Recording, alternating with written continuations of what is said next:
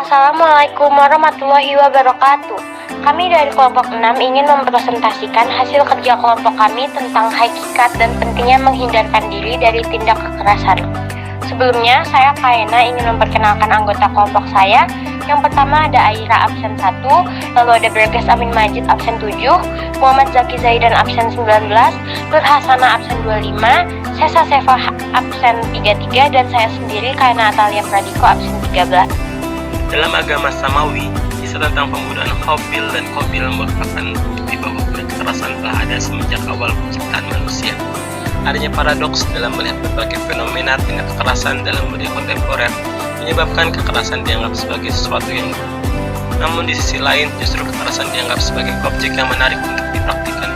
Dengan kata lain, banyak yang membenci tindak kekerasan, namun pada waktu yang sama justru banyak pula membenci hal tersebut, mempraktikkan tindakan tersebut. Karena kekerasan selalu menyertai kehidupan manusia, maka walaupun secara teori disebarkan praktik kekerasan, namun secara praktis mereka tidak dapat menolaknya. Bahkan terkadang mereka sering melakukannya. Sebagai contoh, sering kita jumpai seorang ibu akan membenci tindak pembunuhan, dikarenakan hal itu termasuk bentuk tindak kekerasan. Namun di pihak lain, ternyata ibu itu terkadang melakukan pembunuhan terhadap anaknya karena kesalahan yang remeh.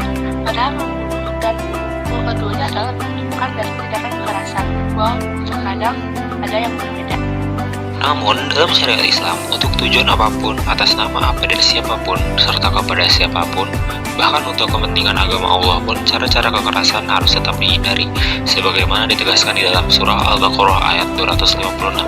Tidak ada paksaan dalam menganut agama Islam. Sesungguhnya telah jelas perbedaan antara jalan yang benar dengan jalan yang sesat. Barang siapa ingkar kepada tagut dan beriman kepada Allah, maka sungguh dia telah berpegang teguh pada taat yang sangat kuat yang tidak akan putus. Allah Maha Mendengar, Maha Mengetahui.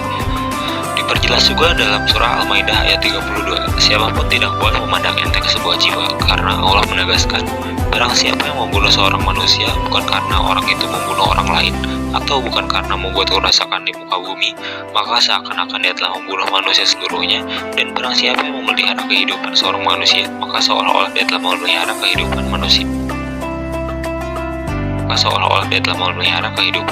semuanya. Misi jihad di dalam Al-Quran sangat tegas menentang kekerasan. Jihad sekali lagi pada hakikatnya bertujuan untuk menghidupkan orang dan mengangkat martabat kemanusiaan. Dan barang siapa dibunuh secara zalim, maka sesungguhnya kami telah memberi kepuasan kepada ahli warisnya. Tetapi janganlah ahli waris itu melampaui batas dalam membunuh. Sesungguhnya ia adalah orang yang mendapat pertolongan.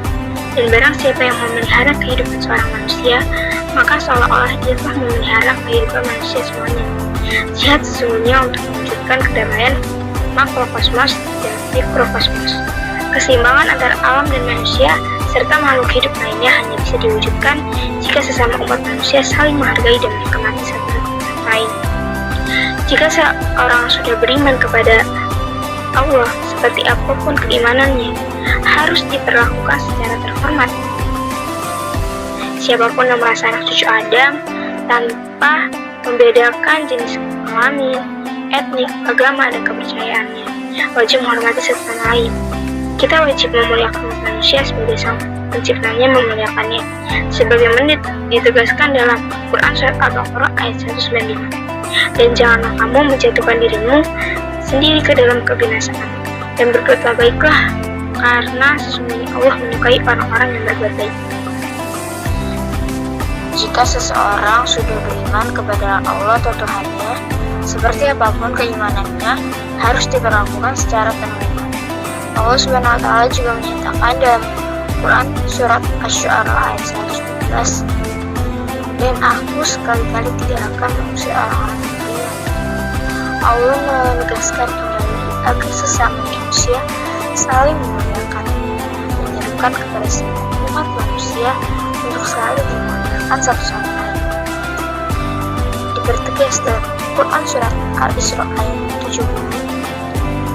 Dan sungguh kami telah memuliakan anak-anak cucu Adam, dan kami angkut mereka di darat dan di laut, dan kami beri mereka rezeki dari yang baik-baik, dan kami lebihkan mereka di atas banyak makhluk yang kami ciptakan dengan kelebihan yang sempurna. di sini bermakna bahwa siapapun yang merasa anak cucu Adam, tanpa membedakan jenis kelamin, etnik, agama, dan kepercayaan, wajib menghormati satu sama lain. Kita wajib memuliakan umat manusia sebagaimana Sang Penciptanya memuliakannya. Sekian dari kelompok kami, kurang lebihnya mohon maaf. Wassalamualaikum warahmatullahi wabarakatuh.